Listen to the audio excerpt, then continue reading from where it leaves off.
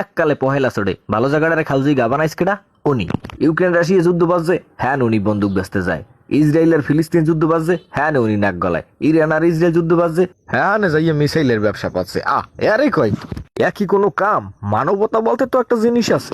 হ্যাঁ, এ ব্যাপারে মোশারেফ ভাইয়ের সাথে আমি একমত।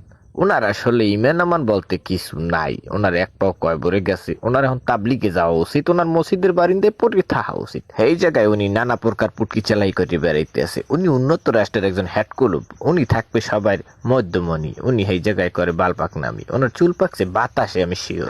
দিল ভাই যে কন হ্যাঁ কি ওর গায়ে লাগবে কেমন তারা? এটা তো গন্ডারের চামড়া, এটা তো ফেরাউনের জমজ ভাই, এটা তো শিওর। আমরা সবাই এটা মিললে গেছে চেহারার সাথে, এটা কিছু করার নাই। এই যে সারা দেশে এই যে জ্বালানির একটা সংকট তৈরি করছে, এজন্য কেটা দায়ী? উনিই তো দায়ী। উনি এগুলো কি?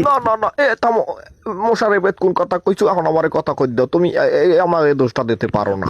এই যে তরমুজ প্রণালী এত আর আমি বন্ধ করি না, এত ইরান বন্ধ হচ্ছে। ঠিক আছে, কিন্তু উসিলে তো ইরান বন্ধ হচ্ছে, হে দোষ কি তুমি আমার দিতে পারো? এই তেলের সংকট হইয়া কিছু কিছু দেশের জন্য ভালো হইছে, যেমন বাংলাদেশ। ওরা মনে করো তোমার বাংলাদেশে কি হইছে আমি নিজের চোখে দেখছি। হ্যাঁ আমি বুঝবো না, তুমি আউগরি কথা কইছো না। আগে হনো আমি কইতেছি, তোমার বাঙ্গাই না কইলে তো তুমি বুঝবা না জিনিসটা কি। ওদের সে তেলের অভাবে বিদ্যুৎ বন্ধ, গুরুগেরার লেহাপড়া বন্ধ। আর আগুই যাইতেছে টিকটক করি, আর কথা নিয়ে আগুইতেছে বুঝো।